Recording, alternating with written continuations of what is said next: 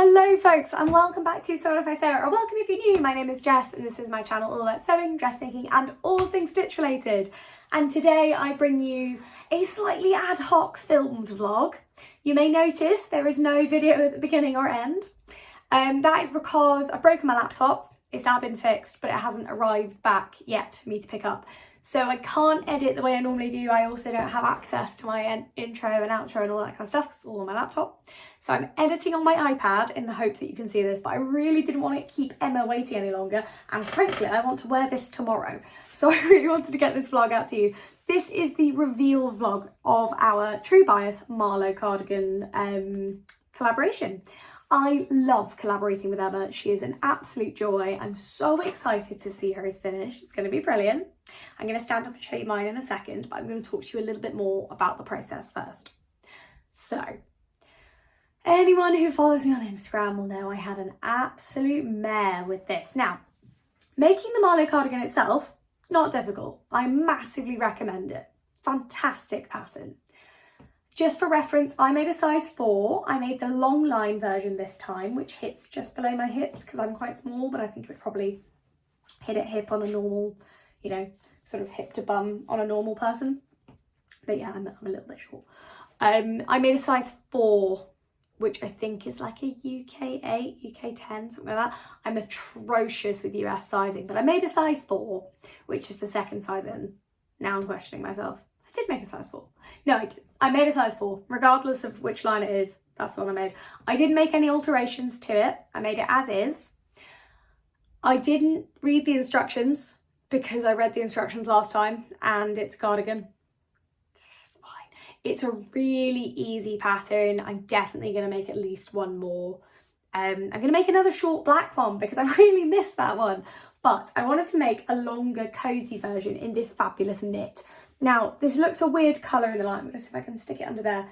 It looks a bit blue in my serious light, actually. But it's like a forest petrol green type colour. Actually, that's about right. It's like a forest green. It's really, really lovely. I bought it 2 years ago at the Knitting and Stitching Show with absolutely no plan of what I would do with it. Don't do that. Don't do it, kids. It doesn't work. Shop when you have an idea, or at least if you're going to shop and you don't have an idea, don't buy something bulky. I've stored this for 2 years being really unclear on what I want to do with it, and then until I was like, oh my god, long line Marlo, done. But I don't have space. I don't know what I was thinking. I don't have space to buy bulky fabric when I don't know what I'm going to do with it. So thank goodness, not only do I have a beautiful new garment, but I also have it out of my storage, which is fantastic. So I bought this fabric ages ago.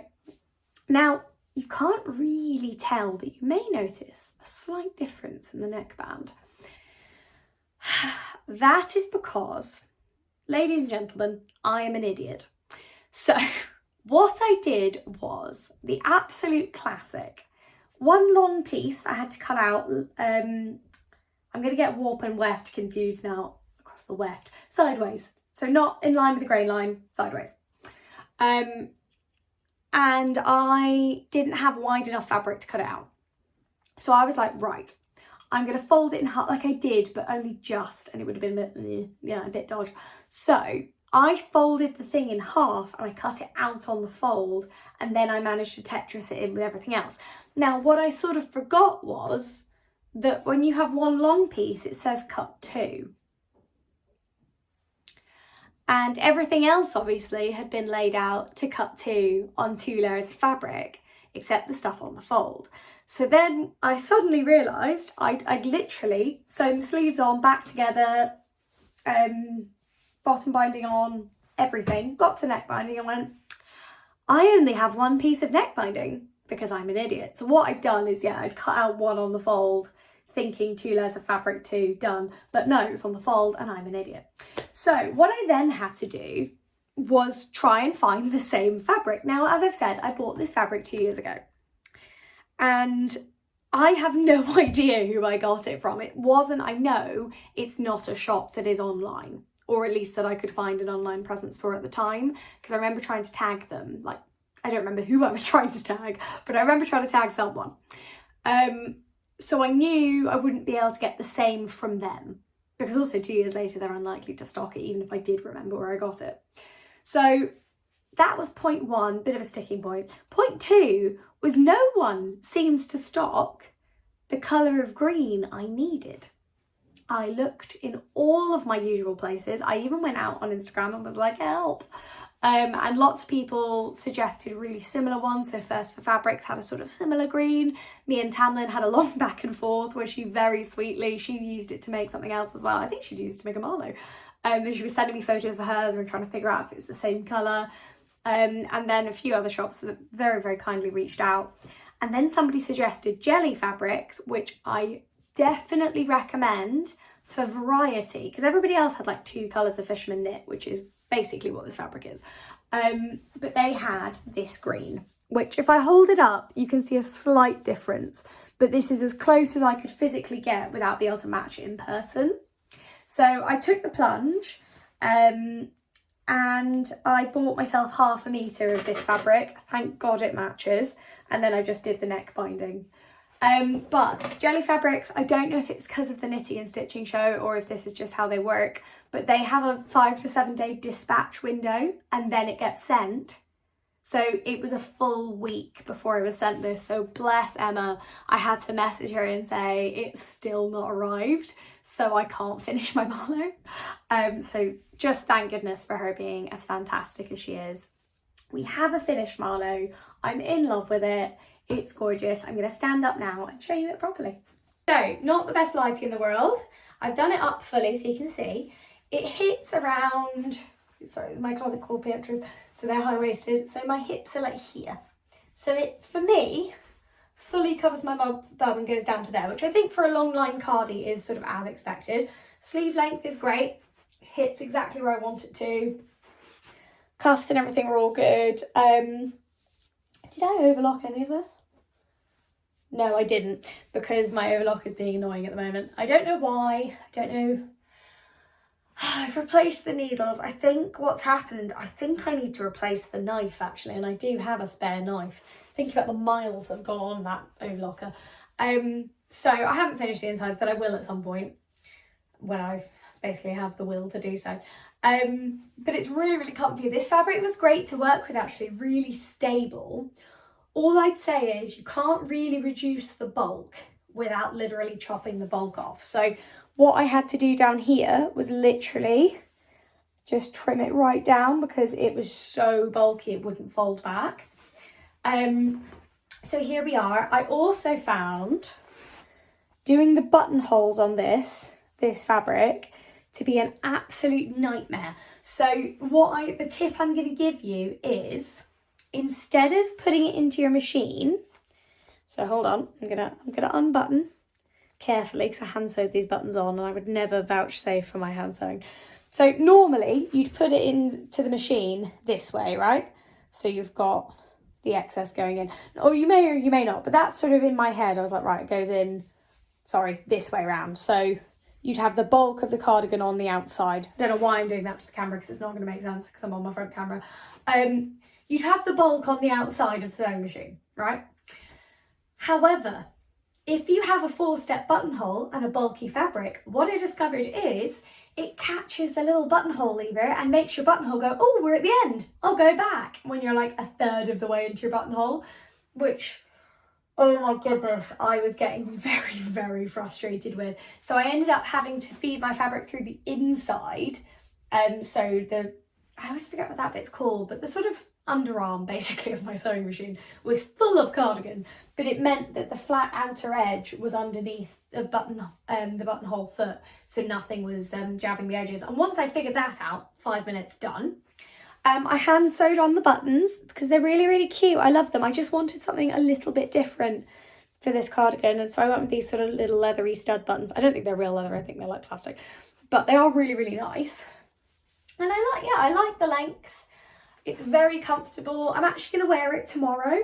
So if you want to see what I style it with, have a look over on Instagram, and go to my weekend sewing vlog as well, which is going to come out this weekend. Again, laptop permitting. I'm going to have a go at editing it on my iPad, but I think it's going to be too complex to edit on there really because of the number of different clips. Whereas this, Really, I'm only going to edit out if I just forget what I'm talking about. Otherwise, you are pretty much getting a live vlog tonight.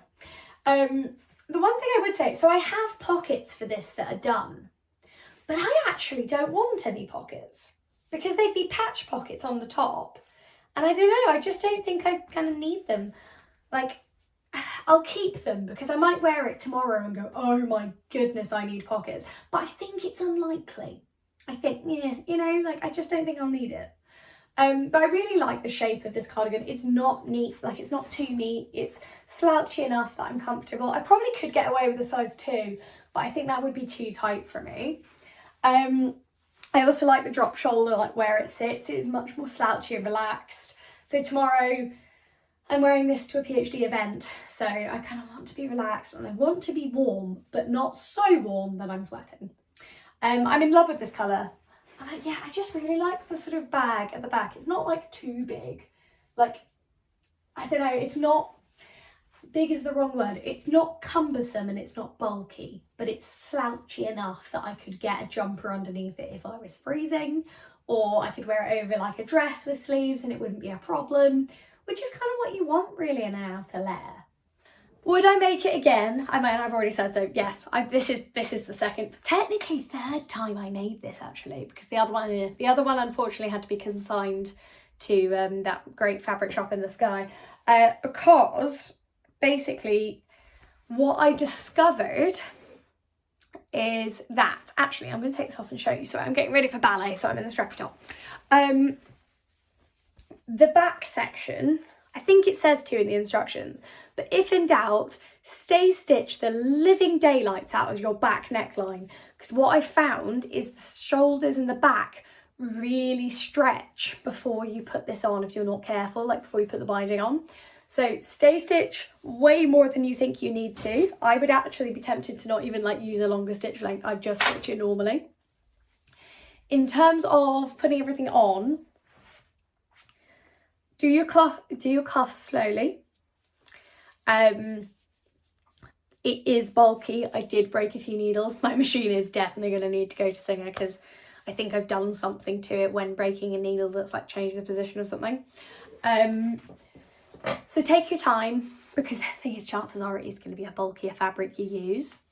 Any other tips for sewing the Marlo? Press it, keep pressing it, press it continuously. Use your clapper as well if you have one. If you don't, this is what a clapper looks like. It's like what Adam calls a sewing anvil, because it is what it looks like to be fair.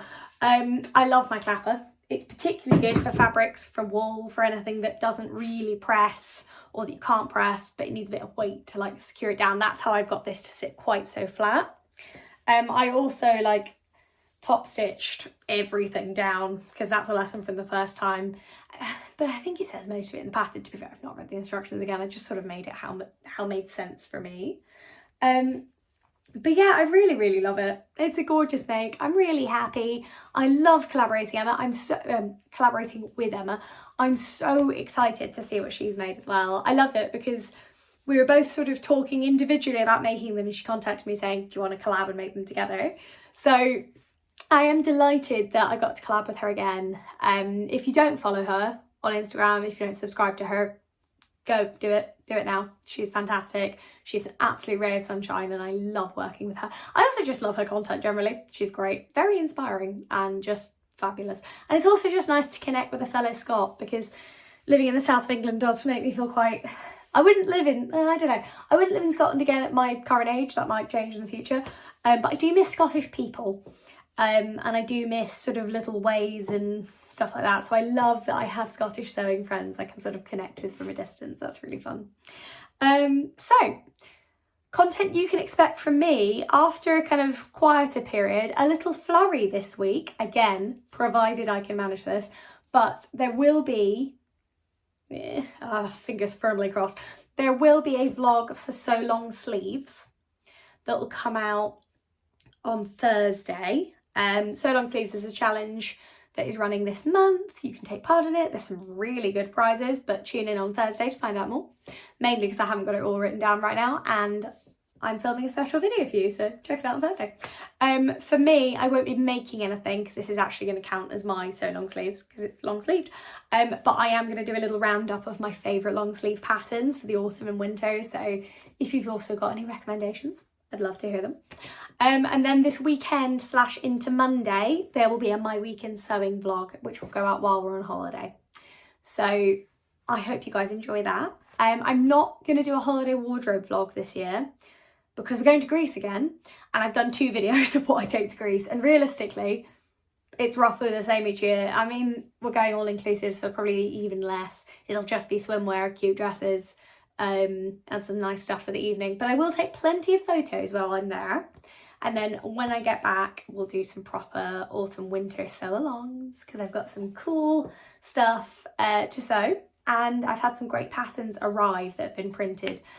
Final shout out, which is thank you all so much for supporting me. The YouTube algorithm is sort of kicking me a bit at the moment, so if you do want to go and give a little like to any of my other recent videos, help a gal out.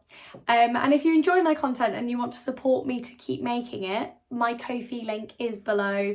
Please feel free to support if you would like to.